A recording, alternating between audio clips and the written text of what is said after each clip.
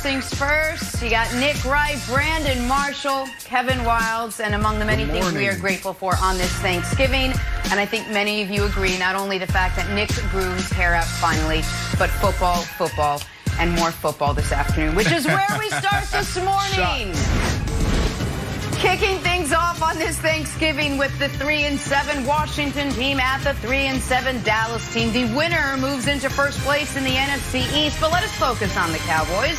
Big win over the Vikings. A win today makes it 2 in a row. That's how math works. Mike McCarthy said this game would be the team's first opportunity to, quote, really stack success.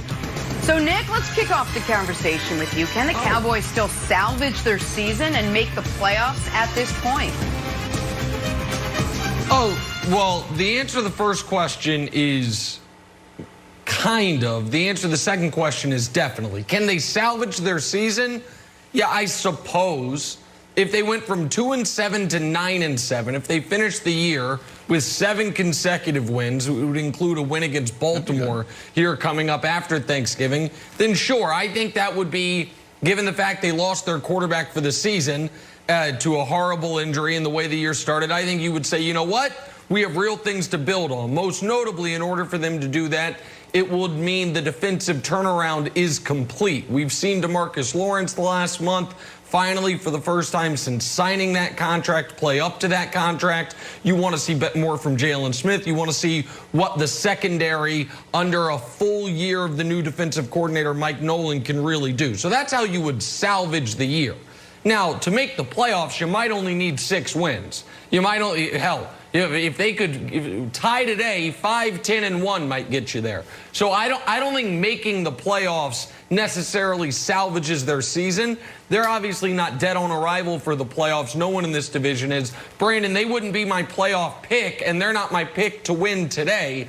I think Washington wins. Yeah. But, yeah, I do think they could take some small, you know, almost moral victories if they finish the year really strong. I don't anticipate that that's going to happen, though. Yeah, Nick, but the answer is absolutely. When you walk into any arena, any stadium, what do you see? You see banners. And on those banners, what does it read? Divisional champs. It reads Super Bowls, championships. It may even have some names hanging in the rafter. When you walk in any locker room, everybody's talking about the same thing: win the division. So if they continue to stack wins, they win the division, whether it's with 6 wins, 7 wins, it's a win. So for that reason, they absolutely can salvage their season. As a player, you don't think about, well, maybe there's a handful of teams that think about, well, if we win this way, we're going to get a bye. If we win this way, you know, we can get first place. There's only a handful of teams. Let's look at the AFC. You have the Patriots, you have the Steelers, the Ravens, now the Kansas City Chiefs. You also have on the NFC side, Green Bay, the Saints. Those are teams that really think about winning 13, 14 ball games. They think they're capable of doing that. Most teams want to do it, but then when reality smacked them in the face and they look up halfway through the season and they're 500, then they start leaning on, let's just win a division. So for that reason, Wilds, I absolutely think the Cowboys can salvage their season if they stack wins and hit into the playoffs as divisional champions. All right, so Brandon, could they, if they don't make the playoffs, let's suppose the Eagles get hot, or my Giants, Joe Judge gets hot. Let's suppose they play really well and then miss the playoffs. But do you still think that's a win when they look at, what if they go 6-10 and the Giants win the division with 7 wins? Is that a good season where it's like, hey, we played well, I guess. We were 6-10. We could have won the division, but the Giants had 7 wins.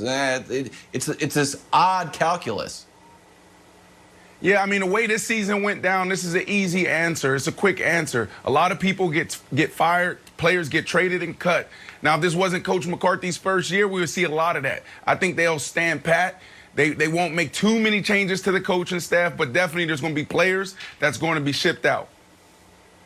All right, well, Nick, let me ask you something. Isn't this kind of like a, so what? Like, so what if the Cowboys do make the playoffs? Is anyone really afraid of this Cowboys team? No, not with Andy Dalton at quarterback, not even if they get hot and win a bunch of games down the stretch.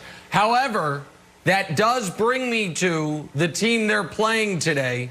And I understand we're talking about the Cowboys today, but I want to say something about Washington. Because like I said, I think Washington is going to win today.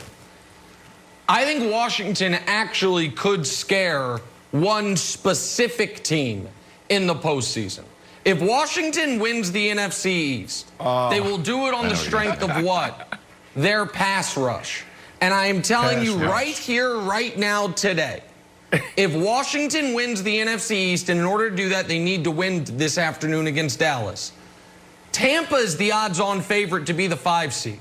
They're not going to win their division, and they are probably going to finish with the best record of the non-divisional winners. If Washington were to play Tampa in Washington, first game of the playoffs, they 100% can win that game. They are the second best pass rush in football. They absolutely could beat the Tampa Bay Bucs based on the strength of their defensive line alone. So I actually think Washington, Philly for a similar reason, if they were to get it together, I don't think they will because of their pass rush. Those teams actually could strike some fear in the opposition. I do not think Dallas, even if they get hot, with Dalton at quarterback and with a mediocre at best defense, Brandon, can make anybody afraid come the postseason. Yeah, no one's going to be scared. You see how Nick just went through all those scenarios. Oh, this seed, that seed, this team's going to play that team.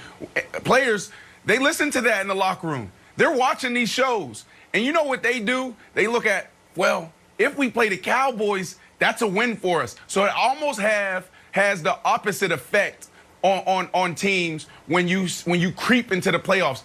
Teams think it's just they can take your lunch. So I think the Cowboys getting in is a win for them. And then other teams that probably will be matched up against them are looking at it as an easy win. So nobody will be scared, Wilds. So you think, Nick, that Chase Young specifically would scare Tom Brady, or do you think Washington has enough offense to get across? Like, Tampa Bay's defense, no slouch either. I know we're projecting way out to the playoffs now, but it is interesting. But right, sure. Listen, I think it's the D-line as a whole. Chase Young gets the headlines, but he only has a handful of sacks this year. Kerrigan's an excellent player. Montrez Sweat, who they drafted in the first round last year, is probably going to have a double-digit sack season. I think Ron Rivera's instilled a defensive mindset on that team, and I actually think Alex Smith, if, again, we're projecting forward, gets a couple months of football under his belt, he's not going to be turning the ball over the way he had.